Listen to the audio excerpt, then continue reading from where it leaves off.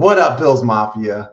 God damn! Happy fall the Jaguars again. I promise, I swear that we always play our most sluggish games, Jaguars included, versus the Jacksonville Jaguars.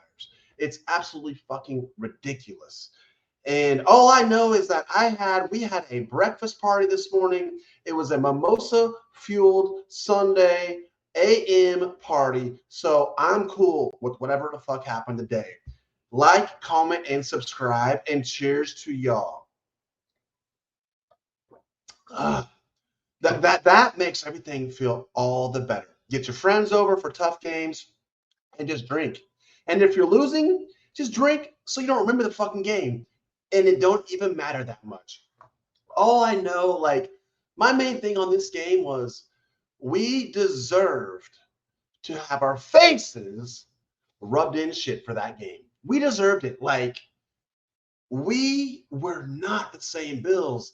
They talked about the jet lag coming off of the going overseas, and I was like, we'll see if that actually happens, if that comes to fruition.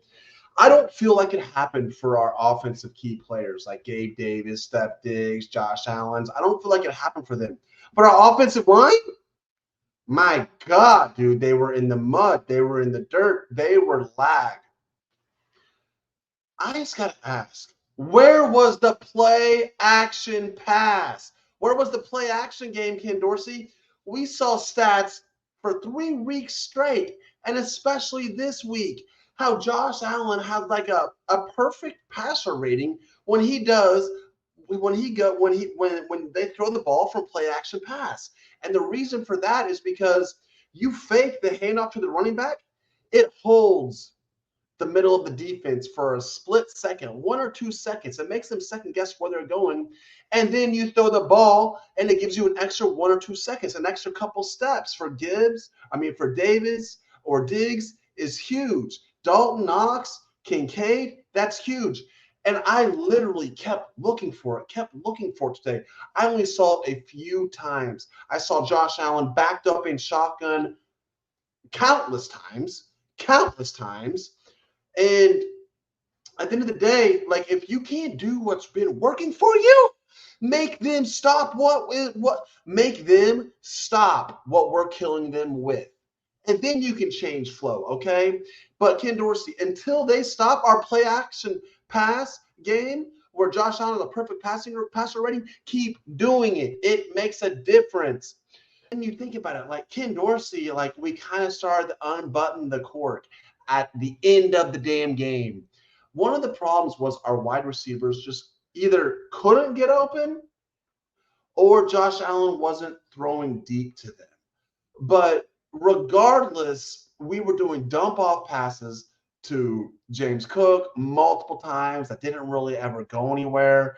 And they never really kept the chains moving for us because the Jaguars were lined up for it. Dalton Kinkaid was he only had two targets today. He had 2 passes for 19 yards. And the dude catches the ball like he's catching a baby. Like he has butterfly fingers. It's so soft, and he can actually catch the ball. Dawson Knox, we kept going to over and over and over, and we have seen his stone hands. If the dude's wide open, he's good to go. But if it's a really tough catch, don't expect him to come down with it. And those were some of the shots that Josh Allen kept taking to him.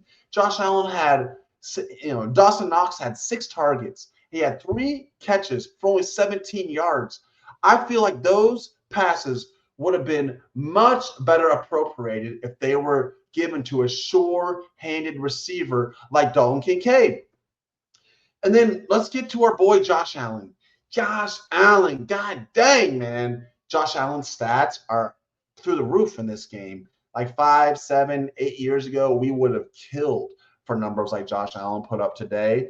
The dude was 27 of 40 for 359 yards, 1 interception, and 2 touchdowns. Phenomenal. A lot of that came at the end of the game, though. He kept being skeptical of what he was actually seeing, or pulling the trigger and throwing the dump passes underneath, which didn't get us anywhere, and it led to multiple 3-and-outs. We had in the first two, we've had 4 3-and-outs all season.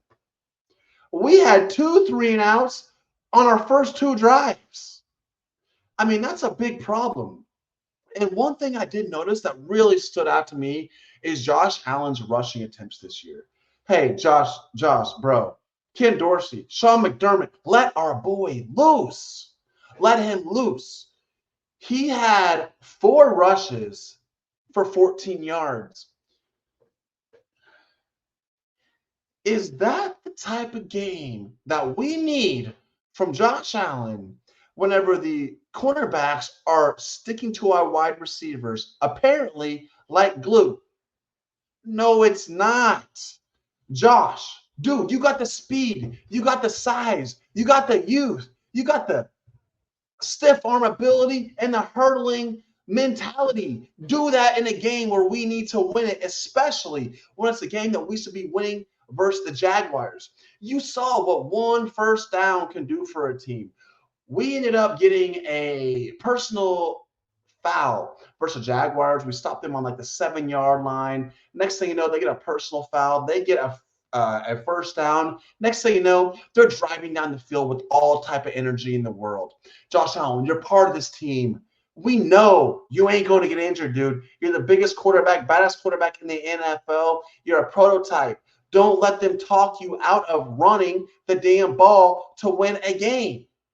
At the end of the day, go up, pick 7 yards, pick 9 yards, 12 yards, 13 yards, and slide before the guy tackles you. But at least keep your running ability, your legs, and your wheels on their mind so they are not able to physically glue themselves to our receivers. We need that. Stop coaching that out of him, McDermott, and stop coaching that out of him, Dorsey. It's freaking ridiculous. 4 rushes for 14 yards, and we lost?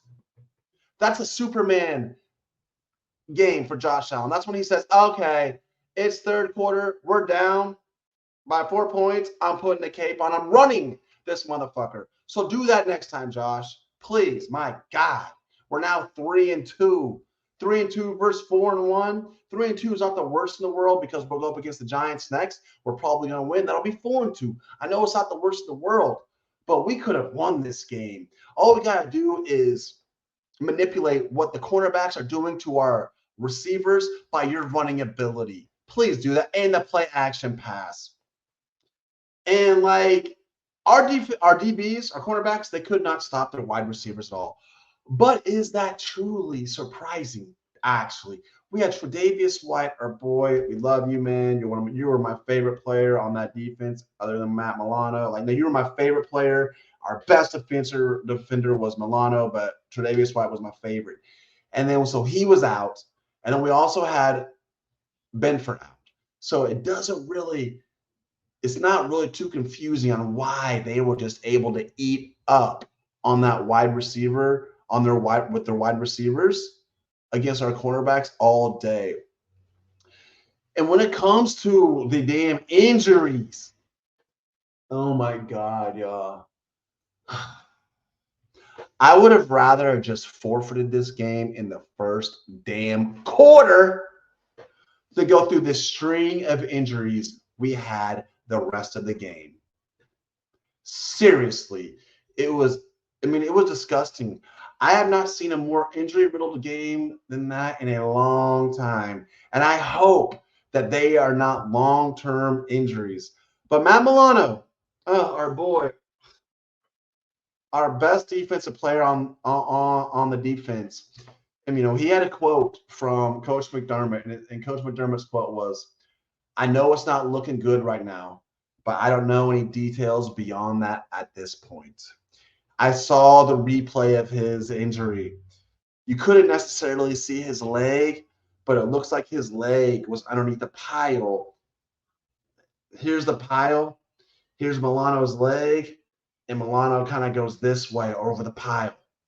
It wasn't great. You never got to see the leg, so let's hope for the best, man. Just come back for the playoffs. So that's all we need. But I do know that Matt Milano left in a cast on a cart, and that cast was from his shin up to his thigh. So, let's best hope for Milano. Let's hope it's not a season-ending injury. Let's hope he's back for the playoffs. I mean, that's a number of months away. It's totally possible and totally reasonable that he could be back for the playoffs.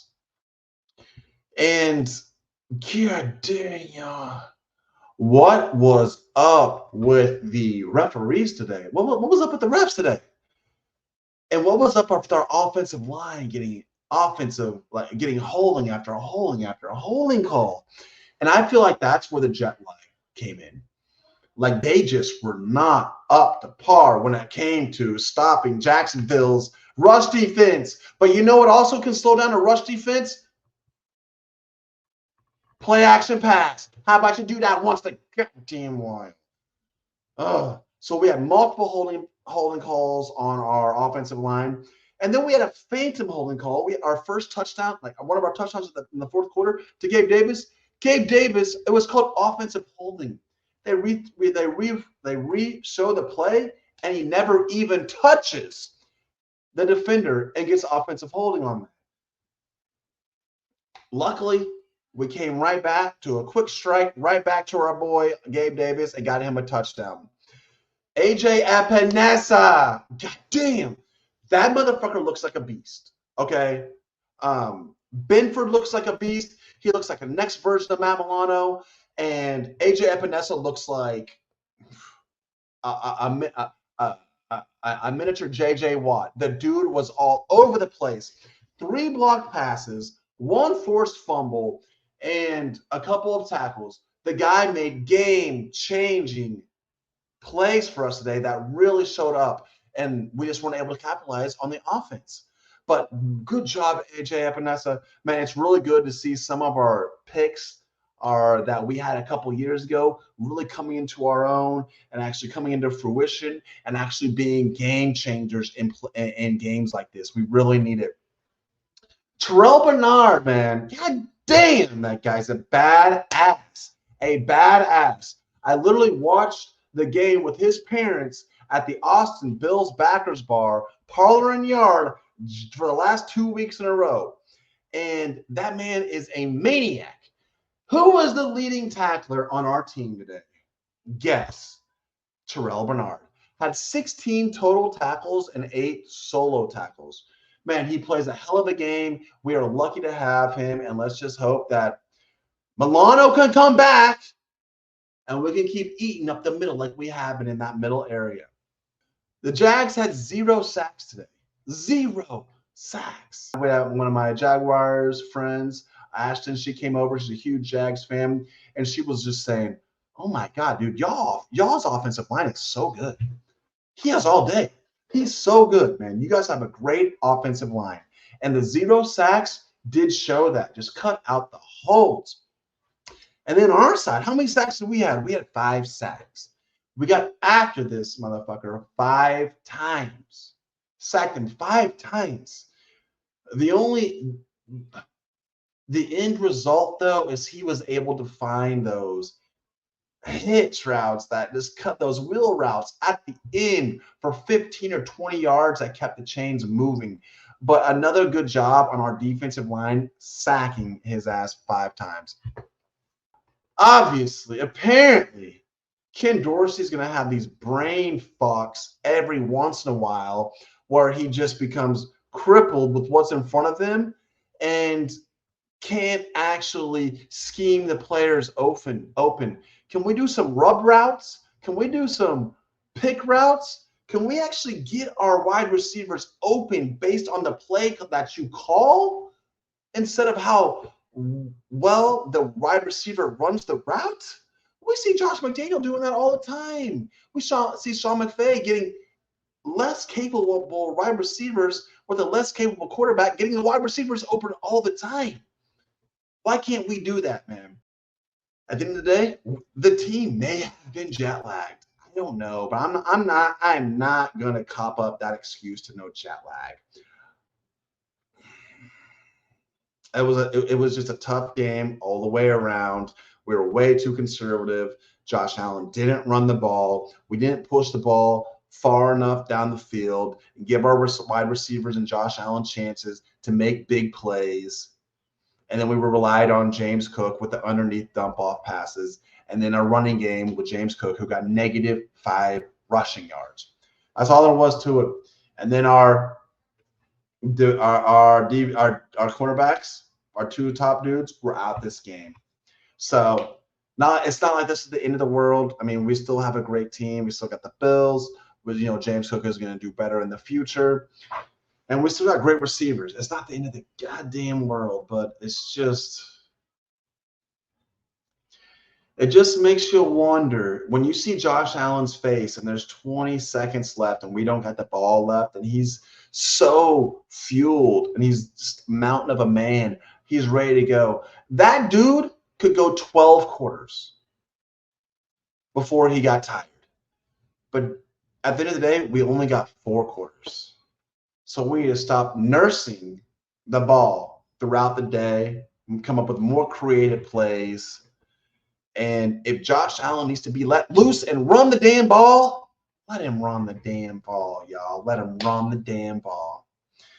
All right, y'all, man. Thank you for tuning in today. My name is Brandon Meister. This is Buffalo Motivated. Please hit that like, that comment, and that share button. And I want y'all to have a great, beautiful day today. Go Bills.